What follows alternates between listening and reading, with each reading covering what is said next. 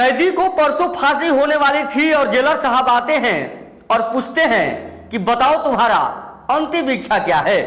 थोड़ी देर सोचने के बाद कैदी कहता है कि जेलर साहब, हम अपने पत्नी के साथ एक रात सोना चाहते हैं, यानी अपने पत्नी के साथ हम एक रात बिस्तर पर बिताना चाहते हैं। जेलर साहब सोच में पड़ गए कि मेरे 25 साल के सर्विस पीरियड में एक ऐसा कैदी जो एक ऐसा सवाल खड़ा कर दिया कि सोच में पड़ गए जेलर साहब भी कि अंतिम इच्छा तो अंतिम इच्छा होती है भाई। जेलर साहब उसके पत्नी के पास फोन करते हैं और कहते हैं तुम जेल में आ जाओ, तुम्हारे पति को परसों फांसी होने वाली है और तुम्हारे साथ एक रात बिताना चाहता है। उत्तर प्रदेश अलीगढ़ से एक ऐसी खबर निकल के आई है दोस्तों, सुनने के बाद हैरत में पड़ जाइएगा, यानी ये सुनने के बाद आपका रूह कांप जाएगा। दो दोस्त एक साथ रहते थे जिसका नाम सुबोध और प्रमोद था, और दोनों दोस्त, एक दोस्त का शादी हो गया था सुबोध का और प्रमोद का शादी नहीं हुआ था। दोनों दोस्त एक कंपनी में जाते हैं कमाने के लिए। कंपनी में काम करते समय सुबोध जिसका शादी हुआ था उससे एक लड़की का मुलाकात होता है, दोस्ती हो जाता है दोस्तों। अब सोचिए सुबोध को कंपनी में एक दोस्ती हो जाता है लड़की से जिसका नाम वंदना होता है, और इतना दोस्ती हो गया कि कब उसको प्यार में बदल गया पता ही नहीं चला दोस्तों। दोस्ती से प्यार में बदल गया, प्यार गहरा होने लगा, और इस चीज प्रमोद को देखा नहीं गया, यानी प्रमोद अभी कुंवारा था, सुबोध का शादी हो गया था, फिर भी बंदा से दोस्ती हो गया। एक टिफिन में खाना, एक संग घूमना, मार्केट जाना, रूम पे आना, ये सब प्रमोद देखता था। तो सुबोध से कहता था कि तुम्हारा तो शादी हो गया है दोस्त, हम तो कुंवारे हैं, जो बंदना लड़की से तुम मोहब्बत कर रहे हो उसको हमारे हवाले कर दो, मतलब हम उससे दोस्ती करेंगे, प्यार करेंगे, सब कुछ करेंगे और हम लोग का दोस्ती भी बरकरार रहेगा। लेकिन एक गांव से दोनों दोस्त निकल के कंपनी में कमाने गए थे, एक रूम पे रहते थे, तो ये चीज सुबोध को अच्छा नहीं लगा।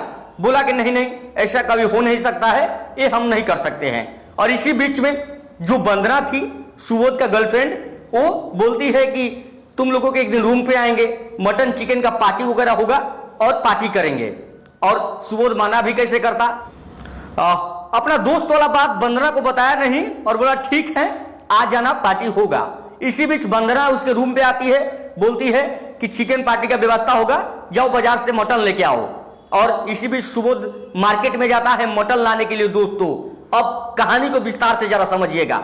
मार्केट में जाता है सुबोध और इसी बीच समय मिलते ही प्रमोद जो है वो वंदना के साथ इतना गिरी हरकत करता है कि आप सोच नहीं सकते हैं। वंदना के साथ यौन शोषण करता है दोस्तों, और ऐसे यौन शोषण करता है कि आप सोच नहीं सकते हैं। वंदना चिल्लाती रही, बिलखती रही, रोती रही, उसकी आवाज को सुनने के लिए कोई दूर दूर तक नहीं था। और सुबोध मार्केट भी गया था, इसी बीच उसको यौन शोषण करने के बाद में मार डालता है दोस्तों।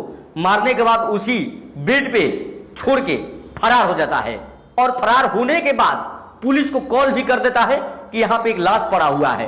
और तब तक मार्केट से सुबोध लौट के आता है, लौट के आने के बाद देखता है कि वंदना की लाश पड़ा हुआ है, और तब तक पुलिस भी आ जाती है और सुबोध को गिरफ्तार कर लेती है। अब कहानी जरा विस्तार से समझिएगा कि सुबोध गिरफ्तार हो गया, कांड कौन किया, फंस कौन गया, और सुबोध जेल में चला गया।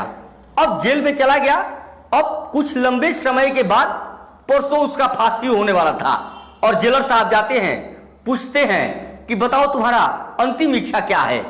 तो सुबोध कहता है कुछ देर सोचने के बाद कि हमारा अंतिम इच्छा यही है कि हम अपने पत्नी के साथ एक रात बिताना चाहते हैं, यानी आखिरी रात सोना चाहते हैं। जेलर साहब सोचने लगे कि 25 साल नौकरी में ऐसा कोई कैदी नहीं आया था जो इसका इच्छा पत्नी के साथ सोना है। अब बताइए, और बोले कि ठीक है। उसके पत्नी को फोन करते हैं और बोलते हैं कि तुम्हारा पति एक रात तुम्हारे साथ सोना चाहता है, जेल में आ जाओ।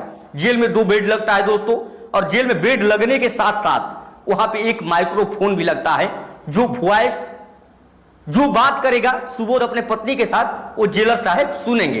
अब जरा सोचिए कि जब उसके पत्नी कहती है कि बताओ सुबोध, हमारे प्यार में क्या कमी था कि तुम इतना गिरी हरकत कर दिए, तुम कंपनी में कमाए गए थे, मेरा बाल बच्चा है, तुम्हारा बाल बच्चा है, कंपनी में पेट पालने के लिए कमाए गए थे, तुम एक लड़की से प्यार किए, उसके बाद उसको मर्डर कर दिए, तुम ये सब क्यों किया, जबकि तुम जो भी कहते थे हम करते थे तुम्हारे साथ। इसी बीच में सुबोध कहता है कि तुम तो जानती ही हो कि भारत के न्यायालय पे अब भरोसा करना भी पड़ेगा, क्योंकि हमारा गलती इसमें नहीं है, हम मर्डर नहीं किए हैं, सारा कुछ हम कुछ नहीं जानते हैं। और जितना कहानी उसके साथ बीता सारा कुछ पत्नी को बताया, रोने लगा, बिलखने लगा, और सारा कुछ जेलर साहब सुनते हैं दोस्तों।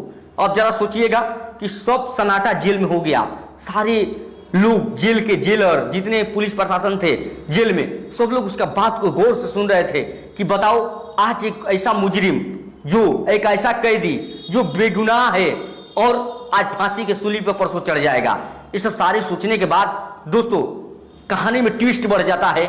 जेलर साहब रोने लगते हैं, सोचते हैं क्या यार, हम भी तो इंसान ही है ना, और ये भी इंसान है, देखो बिना गलती के सजा भोगेगा। पत्नी एक रात सोने के बाद निकलती है, रोती है, बिलखती है, कहती है कि ये मेरा आखिरी रात था, ठीक है हम अब जा रहे हैं, ये आखिरी मुलाकात था। और सोचिए वो बोलता है सुबोध कि हमारे बेटे को अच्छा से तुम रखना, कोई दिक्कत मत करना, अब हम अपने कानून का भरोसा करते हुए, न्यायालय का पालन करते हुए आज मैं सूली पे चढ़ जाऊंगा। और इस सब बात जेलर साहब सब कुछ सुन के एक मीटिंग का व्यवस्था करवाते हैं दोस्तों। हाई वोल्टेज मीटिंग होता है, उसमें कुछ पॉलिटिक्स पार्टी, जज, बहुत सारे लोग आते हैं और सारे रिकॉर्डिंग को चलाया जाता है, सुनाया जाता है कि गुनाह कौन किया, फर्स्ट कौन रहा है, और सारे कुछ को जांच होता है दोस्तों। जांच होने के बाद प्रमोद को गिरफ्तार किया जाता है और सुबोध को छोड़ दिया जाता है। आखिर मतलब असत्य का हार हो गया, सत्य का जीत हो गया। ये सारा कुछ जेलर साहब के चलते हुआ है दोस्तों। सोचिए कि ऐसा जेलर जो एक बेगुनाह के जान बचा लिया। बाकी इसके बारे में आप लोग का प्रतिक्रिया क्या रहेगा